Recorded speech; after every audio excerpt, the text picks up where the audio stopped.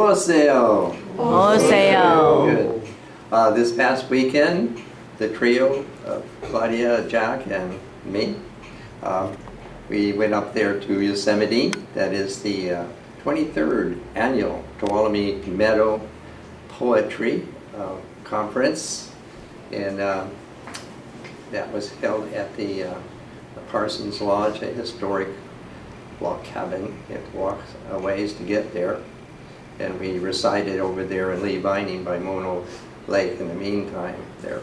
And the fair really consists of a seminar workshop, and with that also featured poets also come there. And whoever is monitoring it or giving us the prompts, so we have pretty good array of things to look at and to think about. And this time the ranger and songwriter Eric Smith was our host on this. He was wonderful like that. So a lot of the ideas that were given there, among them are terms that stand out, like elaborative and collaborate and audacious and making a 360 switch in middle work, in your work. And to frame your piece, he holds up a frame, to frame your piece, in a frame there.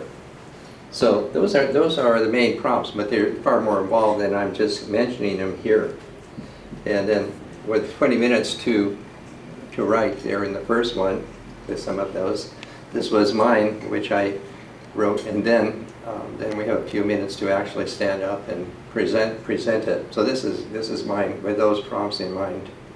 Liquefy this imagination. We've thought images into colorful hoops, hooking colors of apricots. The name of that fruit so large in the frame of a surreal painting. So present here in my thought.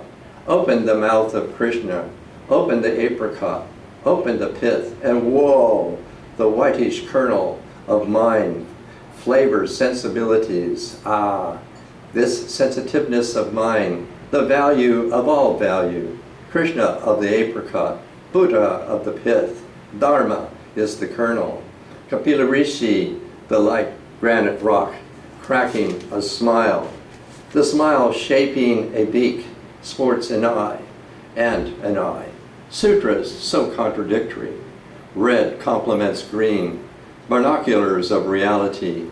Now the rock is the head of an eagle flying over Mount Kaliska, point of Shiva's head. Inyo, Inyan standing rock, Inyan, mind in my body. First creator, first bone, upright thumb in the furrowed field. I kneel before my mother's bone, and remembering the Hunza, love apricots for all the beauty of an evoking thought. Thank you.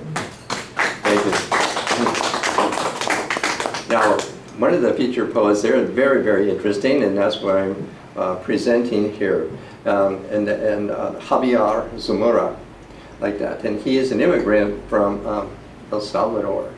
And his book, Undocumented, that he was 9 years old when he, unaccompanied, walked across the Arizona border.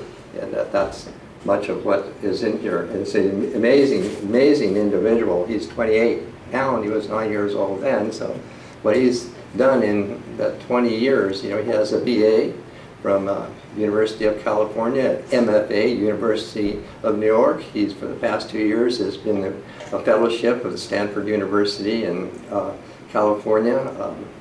He's got a host of awards and things from Barnes & Noble and many others, and it's really, really wonderful.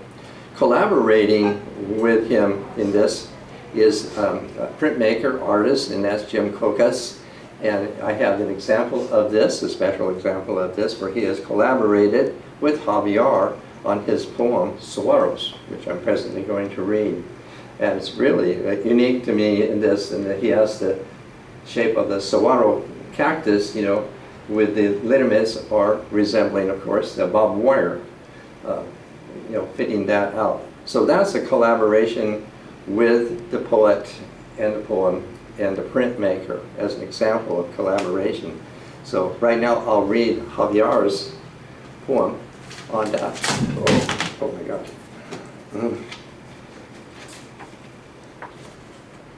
Saguaros. It was dusk for kilometers, and bats in the lavender sky, like spiders when a fly is caught, began to appear. And there, not the promised land, but barbed wire and barbed wire, with nothing growing under it. I tried to fly that dusk after a bat said, "La sangre del suero no se dulce." Sometimes I wake and my throat is dry, so I drive to botanical gardens to search for red fruits at the top of saguaros. The ones at dusk I threw rocks at for the sake of hunger, to search for the red fruits.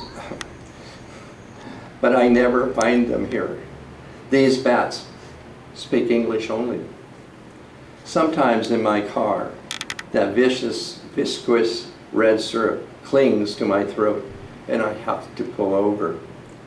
I also scraped needles first, then carved those tall torsos for water. Then spotlights drove me and 30 others dashing into the Palo Verdes. Green striped trucks surrounded us, and our empty bottles rattled. When the trucks left, a cold cell swallowed us. Thank you.